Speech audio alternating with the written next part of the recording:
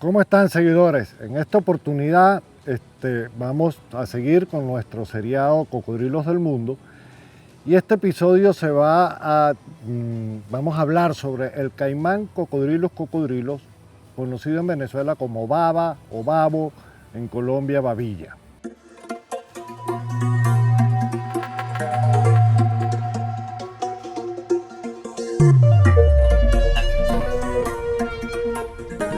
Es una especie de aligatórido de la familia Ligatorido, del género caimán, que está ampliamente distribuido desde México hasta Brasil. Brasil, parte del norte de Bolivia. Aunque hay varias subespecies como la cocodrilo chapeazus, que está en México, el cocodrilo fuscus, el caimán cocodrilo fusco, que lo hay en Colombia y en la costa noroccidental de Venezuela, en todo lo que es la cuenca del lago de Maracaibo. Después tenemos el caimán yacaré, que es otra especie, pero de la misma familia, que está en Brasil, está en Paraguay y está en Bolivia. Y finalmente hay otra especie que se llama el caimán latirostris, que lo tenemos al norte de Argentina, parte de Brasil y parte de Bolivia. Pero hoy nos enfocaremos en el caimán cocodrilus, en Venezuela exclusivamente.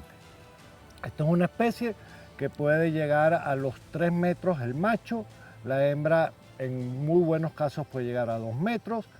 Y como hablamos en el episodio de diferencias entre caimanes y cocodrilos, después del 1,20 m, esta especie de caimán, del caimán cocodrilos como tal, produce muchos osteodermos, los huesos que les habíamos explicado en los episodios anteriores, que son los que se adhieren a la piel y le dan una rigidez, reduciéndole su valor comercial. Por lo tanto, hay dos maneras de aprovecharlo: criándolo en cautiverio hasta 1 metro para poder aprovechar la totalidad de la piel, o el programa venezolano, que se aprovechan animales de 1,80 m en adelante, donde solamente se aprovechan los laterales llamados flancos. Su área de distribución en Venezuela es todos los llanos del país, o sea, de los 200 metros sobre el nivel del mar hasta cero, pero exclusivamente en la zona llanera, donde las mayores abundancias se consiguen en el estado Apure, en el estado Portuguesa, en el estado Barinas, en el estado Cojedes y unas poblaciones bastante importantes en el estado Guárico. Tradicionalmente, en el pasado, hasta los años 70, las poblaciones no eran tan abundantes como hoy por hoy. ¿A qué se debe que hayan colonizado, vamos a llamarlo así, ocupado mayores espacios? Es porque cuando se cazó el caimán del Orinoco en la década de los 20 a los 50 del siglo pasado y empezó a caer en peligro de extinción el caimán del Orinoco, la baba empezó a colonizar, a vivir en esos ríos, en esas lagunas, en esos meandros, y tiene una capacidad reproductiva bastante grande.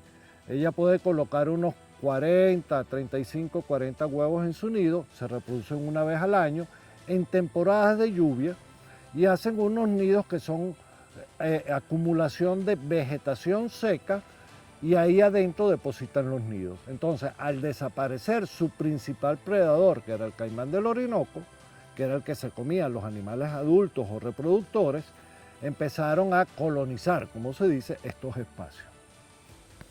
Tanto fue así que en los años finales de los 70, Venezuela implanta un modelo de manejo que se llama cosechas de poblaciones silvestres.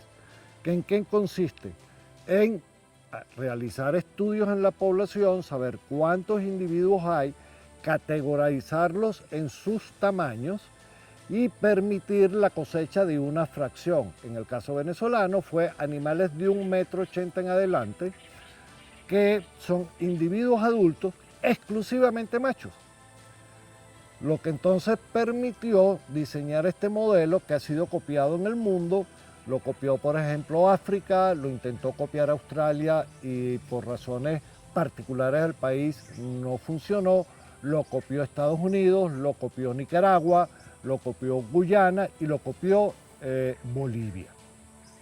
Este programa lo ha llevado desde los años 70, 77, como dije que se implementó, el Ministerio del Ambiente en aquel entonces a través del Servicio Autónomo Profauna. ¿Y en qué consiste? Para poder introducirnos en el programa de aprovechamiento, tenemos el honor hoy de que nos acompaña el licenciado Roldán de Sola, que no solamente es la persona que llevó ese programa por aproximadamente desde el año 88 hasta el año 2004, sino que Roldán es amigo mío de la infancia, compadre, hemos trabajado juntos en el Ministerio del Ambiente cuando yo realizaba los censos para determinar cuál era la cosecha que se podría aprovechar anualmente. Roldán era el que llevaba toda la parte administrativa y ejecución del mismo, y los hemos invitado para que conversemos no solamente del programa, sino también sus impresiones sobre lo que es la especie y la importancia. Bienvenido, Roldán, al programa Cocodrilos del Mundo que estamos haciendo con Río Verde. Recuérdense, hay que suscribirse. Y darle a la campanita. ¿Okay? Y darle a la campanita. Roldán, cuéntanos un poco tu vida con los cocodrilos, especialmente con el programa BABA, y lo que eso significó para la conservación de la especie per se. Bueno, gracias por la invitación. Mis comienzos trabajando con la baba se dieron desde el principio. Creo que salimos de la universidad y empezamos a trabajar con los babos a los 2 meses nomás. Ahí comenzamos haciendo censos de nidos para dar inicio a aquel programa de aprovechamiento experimental, que así se llamaba, de aprovechamiento de esta especie en particular. Ya para aquella época, la primera cosecha se da para el año 1982, aunque ya la planificación del programa databa de unos años antes. La primera cosecha como tal, experimental, se da para el año 82, e incluso hasta la fecha se basa en una extracción selectiva de una fracción de la población correspondiente a una talla en particular, conformada exclusivamente por puros machos. Esta especie tiene un dimorfismo que se determina con la talla. Las hembras raramente llegan al 1,80 m de longitud total. Bueno, cuando yo dije 2 metros es porque vimos 2 animales de 2 metros y resultaron hembras. Entonces, claro, yo generalicé. Bueno, pero fíjate que lo importante es de que cuando se registran las normas, cuando se hacen las normas con basamento científico, se estima que puede haber una fracción de la cosecha que pueda estar por debajo de la talla mínima de aprovechamiento, que daría la certeza de que son machos exclusivamente. O sea, que eventualmente tú puedes cazar una hembra excepcionalmente grande. Exacto. Entonces, eso se contempla en las normas. El problema de los programas de aprovechamiento no es la parte biológica.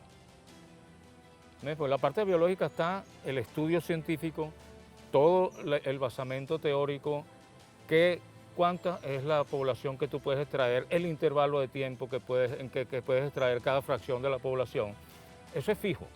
Cambian simplemente los métodos de asignación en función de hacerlo más preciso. Exacto. En el sentido de que no sea como se hacía en un principio, que tú dabas con base a una densidad que tú calculabas para todo el llano, y con base a esa densidad y el hectareaje de aquel predio que solicitase, le asignabas una cosecha, ¿no? Entonces eran unos números bastante grandes que se daban en un principio en el programa, y eso se fue ajustando con el tiempo. Eso cambió, Roldán, y perdona que te interrumpa, con el trabajo que hicimos financiado por la Convención CITES, por la CITES, con el difunto y nuestro gran amigo José Ayarzabuena, que hicimos todo el estudio durante 2 años del programa de la abundancia de la especie. Claro. Y de ahí entonces tú pudiste diseñar otro modelo mucho más moderno. Otro sistema. Otro sistema, esa es la palabra. Eso es correcto. Sí, entre los años 91 y 92 fue que se realizaron los censos CITES, que dieron base a las pautas que actualmente se siguen utilizando, ¿no? Ese estudio arrojó que el llano, en función de sus características fisioecológicas, se delimitaron 7 áreas que se llamaban áreas ecológicas. Cada una se caracterizó en función de la proporción de individuos, la proporción de tallas de cada uno de los representantes de la especie en cada una de las regiones, y las densidades para cada una de las regiones. Este censo que se hizo realmente demostró que sí habían proporciones de individuos y densidades distintas para cada una de las regiones, y con base a eso se están asignando las cosechas. ¿Cómo se asignan las cosechas? Todos los predios se ubican en cada una de las regiones, utilizando la cartografía nacional, sus poligonales se ubican en cada una de las regiones, y a estos datos, en función de su densidad, en función de sus hectáreas, la densidad y la proporción de individuos clase 4, se asigna hasta un 25% de esa fracción de animales clase 4. Esto nunca ha llegado a excederse del 6% de la población total, Exacto. que coincide con las asignaciones que se daban en el programa en un principio. Pero ese 6% que se daba antes no era tan fino, no estaba distribuido tan fino como se está dando ahora en función de las regiones ecológicas. Claro, pero entonces ahora vamos, el siguiente paso, cuando tú recibías esa información, tú no solamente estuviste ocupado de lo que era la asignación de esa cosecha con los estudios que nosotros veníamos realizando, sino que además tú fuiste una persona que controlaba, y vamos a llamarlo así, Sí. o velaba por el cumplimiento de lo que lo que tú autorizabas, vamos a llamarlo Sí. así, a través de tu oficina en Profauna, y estabas al cargo de los centros de acopio y tenías de primera mano el tamaño de las pieles que estaban entrando, y valga el reconocimiento, Roldán es una de las pocas personas en el mundo que ha publicado con otros autores el impacto que esas cosechas tuvo sobre las poblaciones naturales. O sea, yo creo que nos expliques un poquito Sí, ahí. si realmente ese modelo de manejo es sustentable o no, porque ha habido, y lo vamos a discutir un poquito más adelante, toda esa crítica por los derechos de los animales, por no utilizar pieles y este tipo de cosas. Pero en el caso particular de la baba en Venezuela, quiero que tú lo expliques de por qué ha sido tan exitoso desde el año 82 al día de hoy. Bueno, vamos a empezar por la parte administrativa, de lo que se llama la administración de un recurso, ¿no? Hay dos fases, ¿no? Lo que llama el control previo, que es simple y llanamente la recaudación de todos aquellos documentos que te acrediten como poseedor de una tierra en la cual el recurso está y tú solicitas su aprovechamiento. Exacto. Y después viene lo que es el control posterior. Una vez que tú otorgas una licencia, ya tú pierdes el derecho, tú adquieres la propiedad del recurso. O sea, ya los babos que se te asignen son tuyos. Y tú puedes hacer con ellos lo que tú quieras. Tenemos que hacer la aclaratoria, Roldán, que es que la fauna silvestre en Venezuela es propiedad del Estado. No es propiedad del dueño de la tierra. No, no. Y tú lo estás explicando muy bien. Al momento de recibir esa licencia de caza comercial, adquiere una propiedad sobre el recurso. Adquiere la propiedad del bien. Entonces ya eso deja de ser fauna silvestre. Es como comprar una silla en una mueblería. Okay. Ya tú podrías disponer de ese animal como tú quisieses.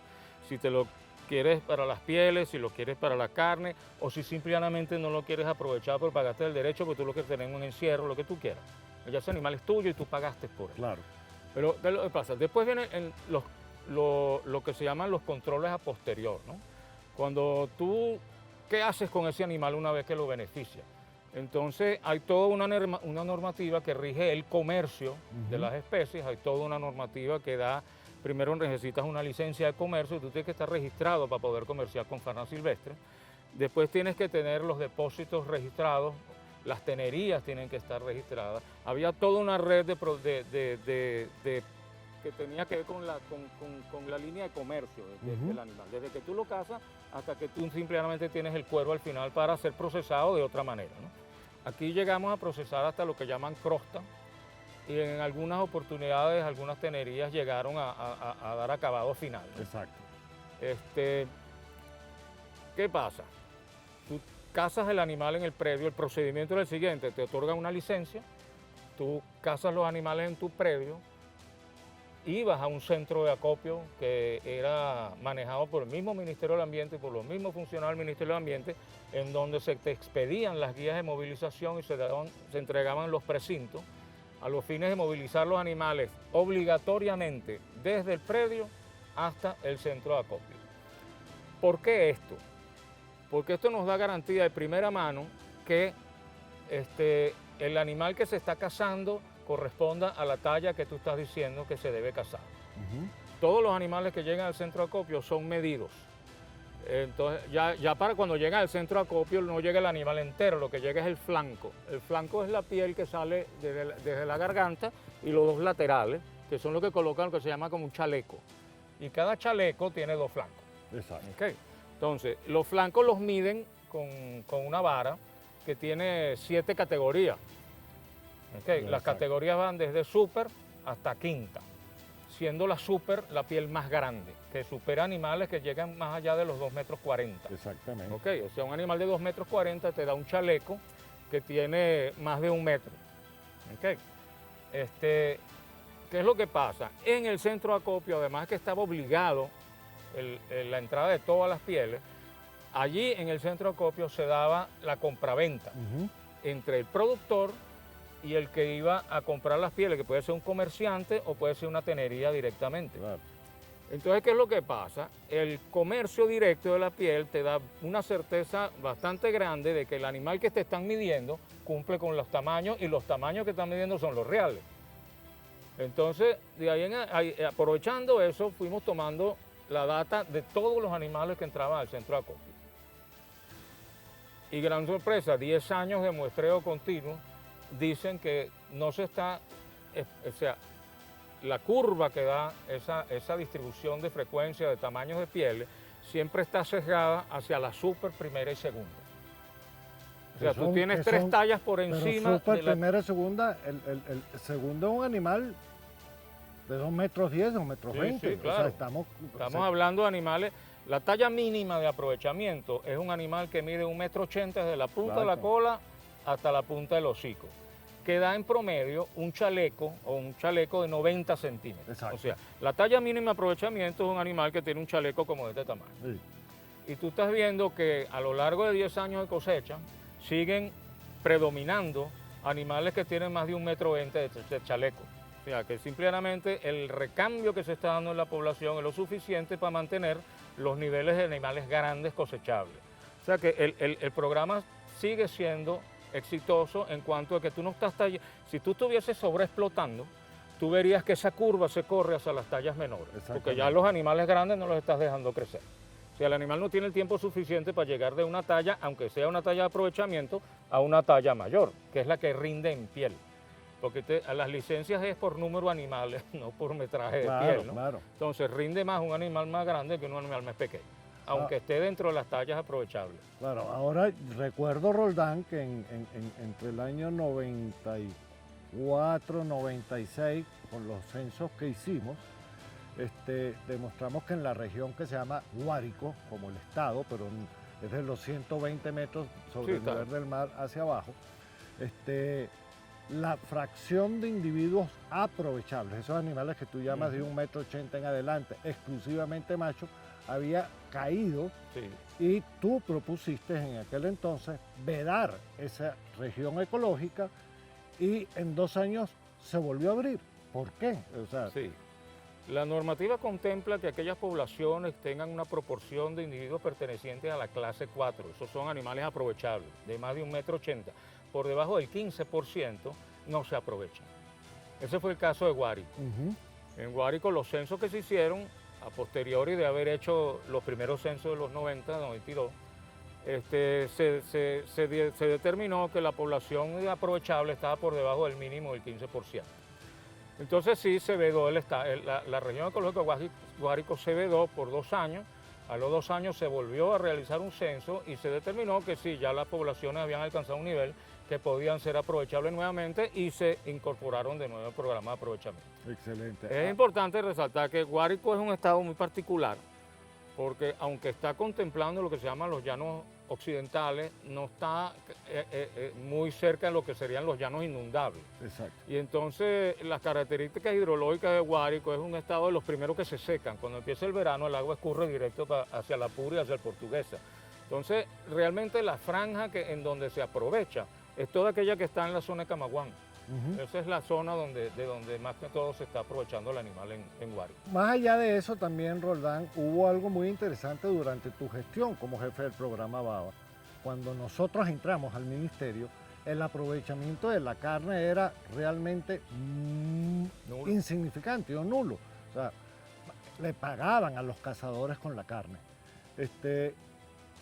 Posteriormente, gracias a tu gestión o todo lo que la gente joven que venía trabajando contigo, demostró que la carne tenía un valor proteico. Cuéntanos un poquito cómo el país llegó a aprovechar la carne y cómo ha sido ese aprovechamiento de la carne del caimán, cocodrilo o baba.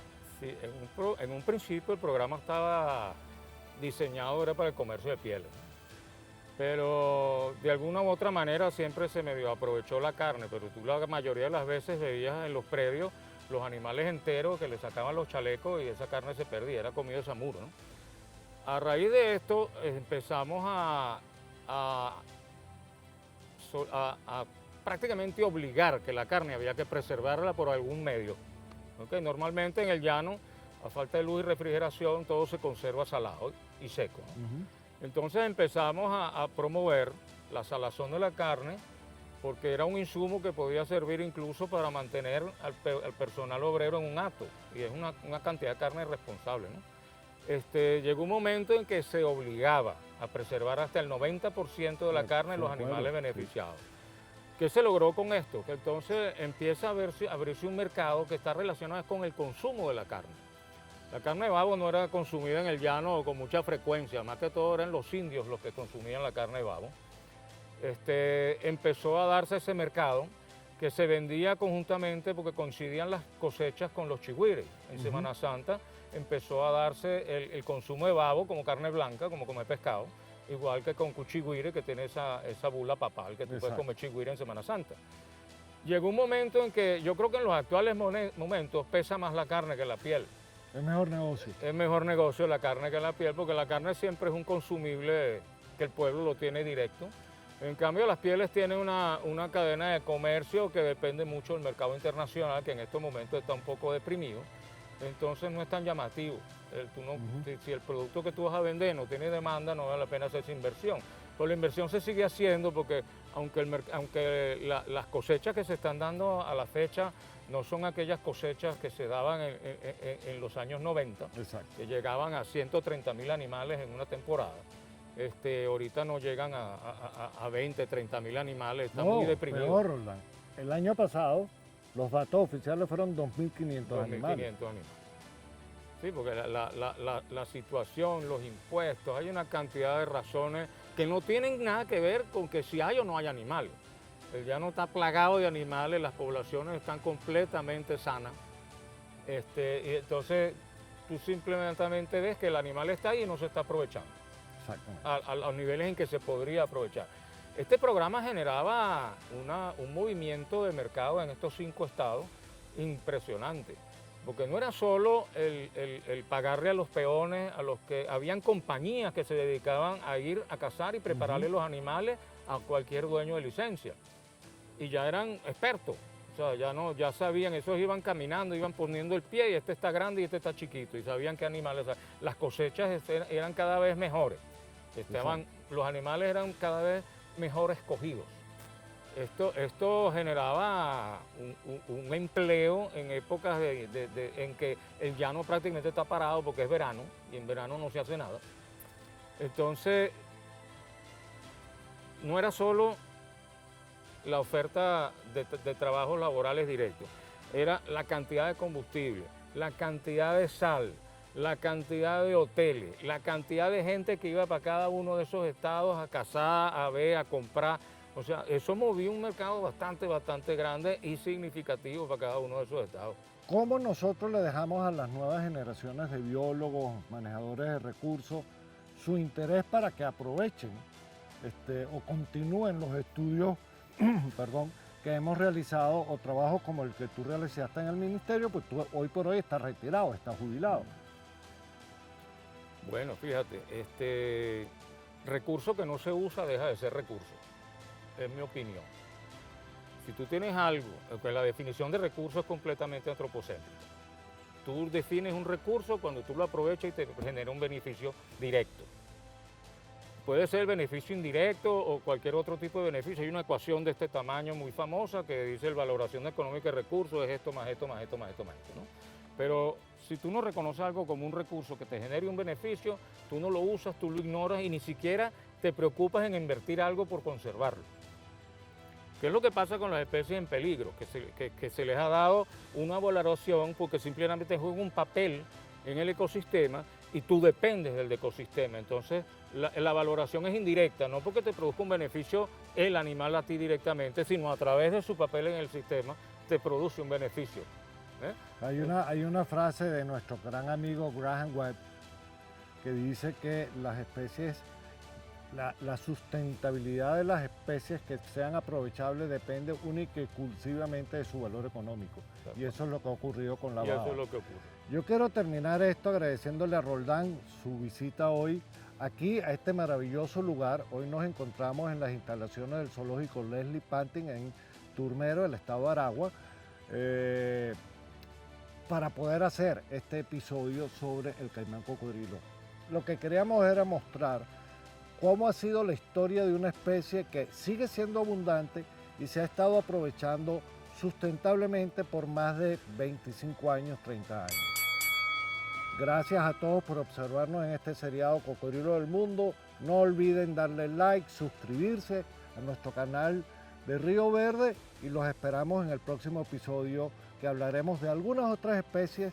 Como también dijimos al principio, hablaremos de comercio, hablaremos de política, todo relacionado con las especies de cocodrilos del mundo.